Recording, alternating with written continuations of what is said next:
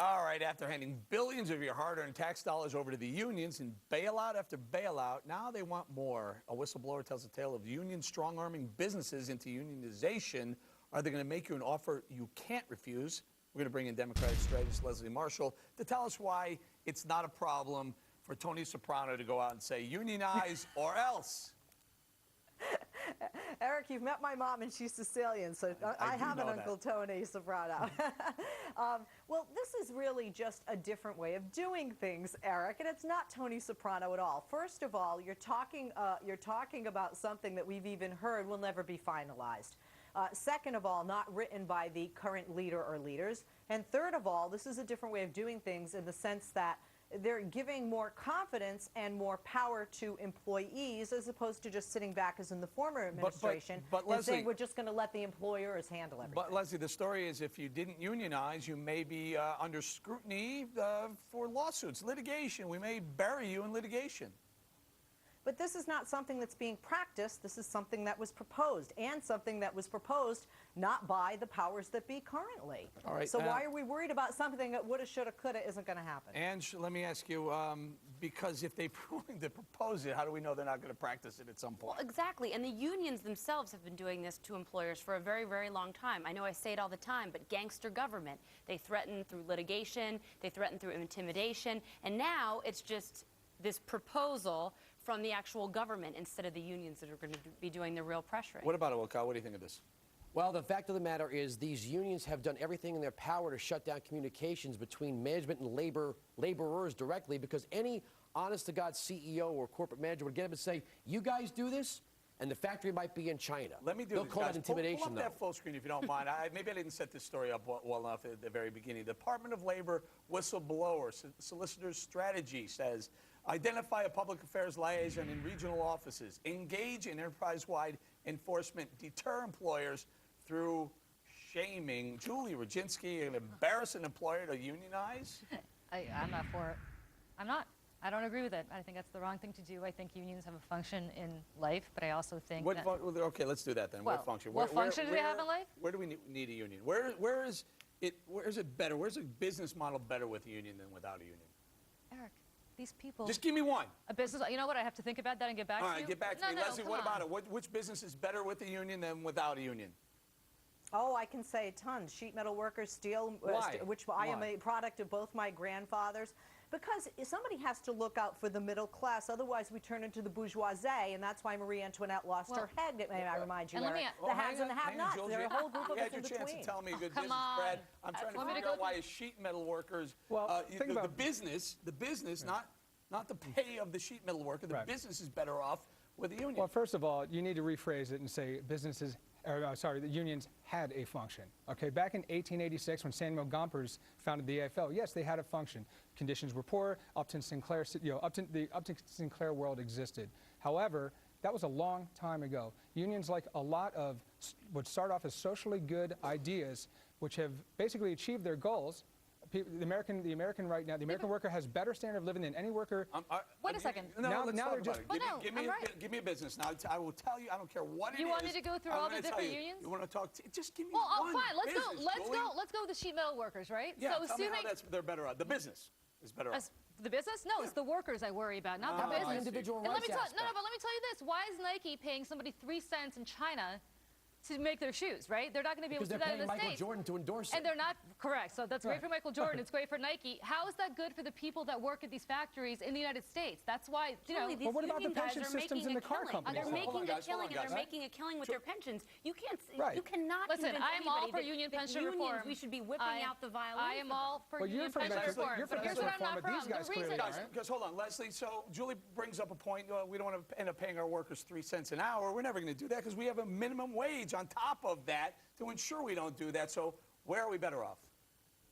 Well, quite frankly, the reason that we have factories overseas or call centers in Bangalore doesn't have to do with unions. And you want to blame the unions and throw them under the bus for this. Well, then why? It has to do with greed. Leslie, why? It has to do with greed and reducing the bottom line. Right?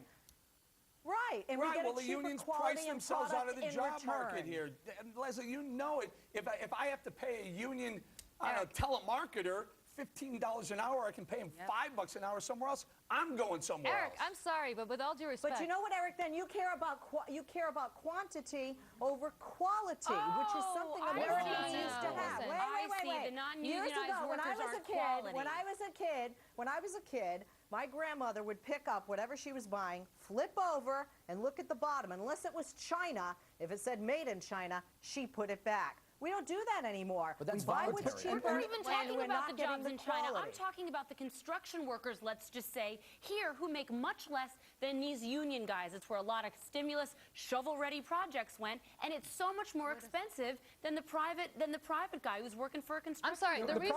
Hold on, guys. Go ahead, Leslie. Well, first of all, that's part of what America is about. Isn't that part of capitalism? You have the right to have contracts, to bid and to outbid, to be a part of the union or not. And let me remind you, when you talk about unions strong-arming, how about the companies that strong-arm their employees that try to unionize? And that happens throughout the United States in So almost Leslie, let me get this every straight. area. Let me get this straight. You're trying to make a case that in the free market we should have unions, because for me, it's an oxymoron. Get that either. No, it is not an oxymoron, Eric. What I'm saying is there's room for both. There's room for companies that have union employees and room for companies that don't. Right. That's the way America's been run and will continue to Andrew, run. when a union, or when a federal employee, which is a federal union, is making double the amount that a private worker for the exact same job is making, and by the way, benefits sometimes 4 times as much as the private sector, how is that the free market? It's not, and I would love to know why these union guys can't exist in a right-to-work state. Why is it every worker can't decide whether or not they want to be in the union? If the union is so wonderful, then it should be voluntary for every single individual, not the collective, because this is the private sector or in our lives, not in our politics. I don't understand, why is it every state in the union isn't a right-to-work state? You know, let me just say this. This is absolutely a ridiculous argument. And Really? Coercing your fellow worker into a union No, I'm is a not talking about ridiculous coercing the argument? federal. No, what's a ridiculous argument is the fact that you're saying that, well, we have the minimum wage, so that's why we wouldn't ship to businesses. Come on. No, I said that's why we couldn't pay someone $3 cents an hour. The reason we have the minimum wage is because of unions. Because otherwise, if the free market. Have you ever read the Wagner Act? Sorry. Come on. Don't laugh at me, have you? No, I've never read the Wagner Act, but I also know exactly how we got the minimum wage, and I know what kind of lobbying went into it to get it. Stop on one side of the aisle here, on one side of the issue, because it was politically popular at the time. The Wagner Act gave all the power to labor and none to management. Wait a We're second. gonna have to leave it there. We're gonna have to leave it there. Leslie Marshall's going to stick around for the next block. Remember when President Obama told us he wanted to freeze the pay of federal workers? Guess what? There's a huge thaw. We'll be right back. President Obama's proposed pay freeze for federal employees is, well, it's melting. Only in Washington is a freeze, not a freeze. Government workers found a loophole in the plan and are squeezing through it to get to your money, to the All-Stars and to Leslie Marshall. Leslie, what about it here? They figured out a way, Leslie, to get around the pay freeze. It's called STEP. So in other words, you work for a little while and you step up. You don't get a cost of living adjustment, but you step up. What a scam. Well, yeah, I don't think scam. You got to give him credit for finding the loophole. Isn't that part of the American way? This is what I want, Eric. I want a pay freeze on every member of the House and the Senate, both Democrat and Republican, and the few little independents that we have there as well. But isn't that amazing that they say that we have such a problem with spending and we have to reduce the deficit, but they won't freeze their own pay? That's what I'd like to see before we go to the federal workers. Go ahead, Ange. What about it? I mean, please, they found a loophole. They found a way to figure out how to... Shocking. There's a loophole in the government? You know what the crazy thing is, Ange?